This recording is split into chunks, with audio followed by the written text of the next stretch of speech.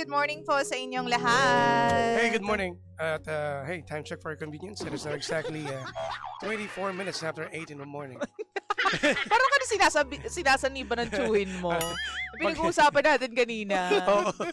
Ano ba? Ayusin mo, Sige. Jimbo. Oras muna natin, Pangga. Ay, gumising pa rin kayo, ha?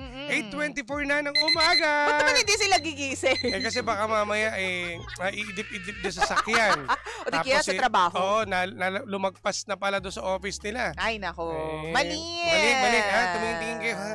Welcome to Lihim ng Liham, mahal ka Pangga ko, baby ko. Ito na nga po yung programang wala ka talagang matututunan dito eh. Pero meron kang mararamdaman. Ayan. At handa kaming makinig. Oo. Oo. Tulad na lang nitong ating letter sender for today, si Lani. Lani, no? Partner, ang gulo naman kasi talaga ng lalaking Gulo, to. Hindi na lang gulo. sabihin kung ano ba, gusto ko pang magpakabinata o ayaw ko na. Sa loob ng 8 years, no, partner, no? At 8 taon. 2 anak. 2 anak agad, no?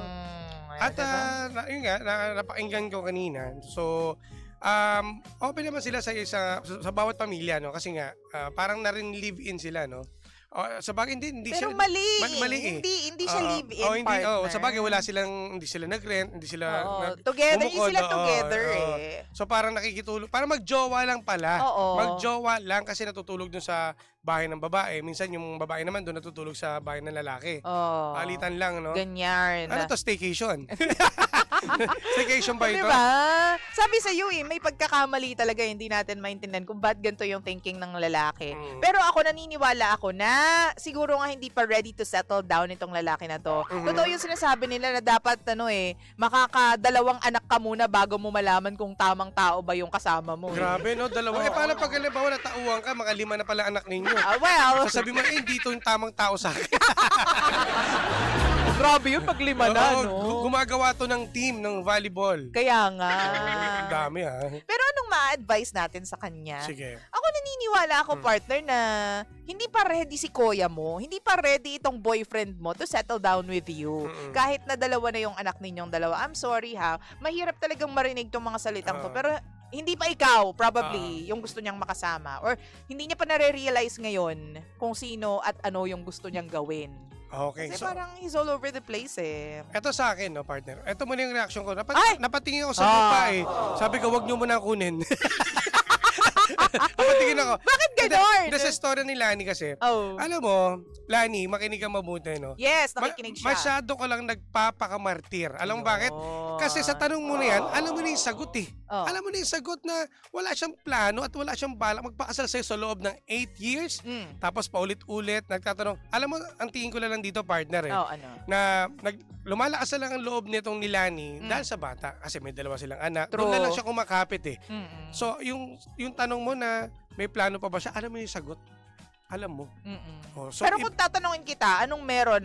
What do you think is yung umiikot sa isip nitong si Kuya? ang sa akin kasi, Bilang lalaki. bilang lalaki, naisip ko dyan parang, yun nga, tama ka naman sa part na yun, na parang wala siyang plano pa magpakasal, gusto niya pa yung ganito lang ang buhay, di ba? Kumbaga sa madaling salita, buhay binata pa rin ang gusto niya. True. Kasi hindi siya sakal eh. Oo. Kasi hindi pa siya kasal. Mm-mm. So parang hindi pa sawa sa pagkabinata. True. Nagagawa niya pa yung mga gusto niyang gawin. Di ba? Minsan sa kwento ni Lani na merong araw na hindi siya nagpunta doon. Oo, di tapos ba? nakipagkita daw sa iba. Oo, nakipagkita sa iba. So doon pa lang alam mo niya, sagot mo kang tanga. Ay, Hindi totoo kalmahan yun. mo! Hindi totoo yun kasi nagpapakamartir ka. Alam mo yan, Lani. Ako nandito para magbigay sa'yo ng sagot. Ay, seryoso ha? Seryoso to, partner. Oo. Kasi kung talagang may plano siya, sana noon pa lang pinlano niya na. Unang anak pa lang. Oo. Dumalawa eh. O baka gusto mo tatlo para ma-release mong tanga ka. Ay! Sorry. Uy, kalmahan mo lang.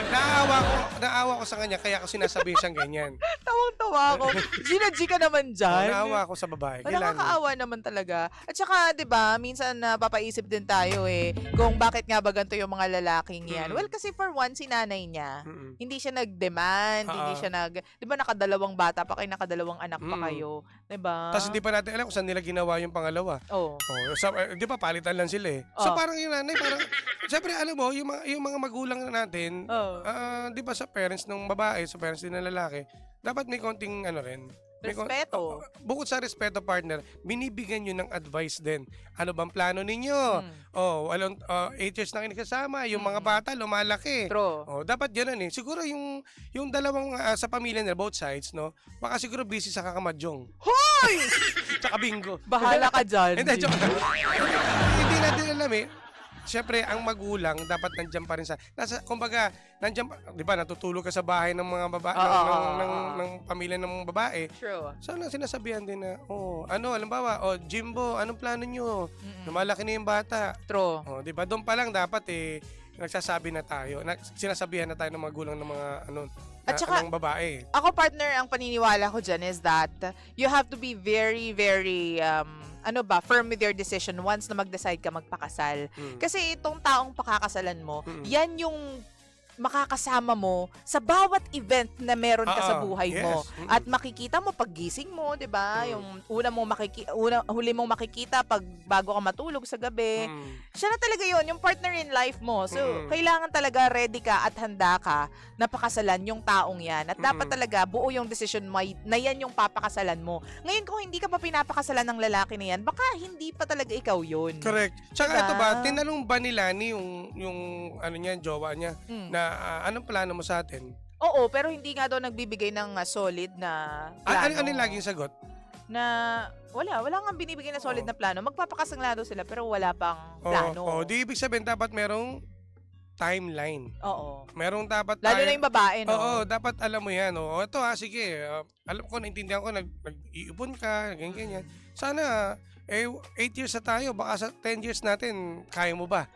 Doon pa lang pwede mo siyang bigyan ng ng palugit or ng timeline niya para at least may alam ka o alam mo yung kasagutan na meron kang hihintayin. Totoo. Meron kang, 'di ba? Kasi kung laging hindi ko alam, pero mapakasalan kita. Hindi. So ano 'yun? Oo. Walang kasiguraduhan. Kasi alam mo kapag ang lalaki decided na napapakasalan ka, walang putyo-putyo di ba? Walang kuskus balungos, sabi nga nila. Mismo yan. Ora mismo mapakasalan ka. Ay, yung iba nga, 'di ba? Diba? Yung iba nga, 'di ba, pag nabuntis, nabuntis ha, pinakasalan ka agad. Di ba? May ganun eh. Ikaw, nakadalawa, wala po. Di ba? At least nagpakasal sila at pinanindigan. Di ba? Hindi yung tulad niyan na sinasabihan ka lang na magpapakasal naman tayo, pero anong plano? Wala naman. Di ba? So, malamang sa alamang ate, hindi pa siya ready. Kasi Hindi sabi pa nga ready nila, yan. mga lalaki, may timeline silang sarili. Hanggat hindi pa sila tapos sa kanilang mga, ano tawag dito, pagkabinata stuff, hindi pa yan magsisettle down. Totoo. Magsisettle down lang yan pag nakita na nila yung tamang babae para sa kanila. Or makikita niya yan kung talagang kumbaga matatauhan yan eh. Teka, dalawa na pala anak natin, Siya yung mismo mag-o-open na pakasal na tayo. Ang hirap pa naman kapag pinipressure mo yung lalaki about kasal. Di ba? Parang nakakahiya naman. Kasi, sasabihin na, ang pinakamasakit dito sa totoong buhay, yung marinig na, mag-ipon muna ako, wala tayong pera. Di ba yung response sa'yo? Ang sakit nun, ha? Siyempre, sa loob ng 8 years. Pero kung yun ang totoo, tapos talagang he means it, na mag-iipon lang muna tayo kasi wala pa tayong pera. Pero may sagot dyan, partner. Di ba may kasalang bayan? Ayun nga. Kapag di ka dun, Yun nga O kaya, mag-request ka kay Mayor na, di ba yun nga? Kasal nyo po kami. Oo, yan. Pwede Yun yan nga, eh. ang simple lang ng mga bagay-bagay dapat Kung gusto, may paraan. Kung ayaw talaga maraming dahilan. Maraming dahilan lang yan. Totoo Tapos yan. late pang umuwi. Nako. Oo. Well, magbabasa po tayo ng comments pagdating po natin sa ating digital space, facebook.com/energyfm1067. And of course, yung ating TikTok account partner. Energy FM 1067, mga pangga. Ayan. Sa lahat po ng mga nasa radyo, babay po muna. More music po muna ulit tayo. Oras muna natin sa buong kapulungan. Check your time. 8:32 in the morning. Ako pa rin po nag-iisang girlfriend mo sa radio. My name is Lindsay. Lindsay. Mwah! At ako, ang inyong Jimbo Labog na Jimbo Lizas TJ. Ako pa si Jimbo. At tayo pa rin po ang number 1, 06.7 Energy FM. Pangga mong sabing radyo. Sabihin mo! Energy! Lindsay at DJ Jimbo. Energy sa umaga.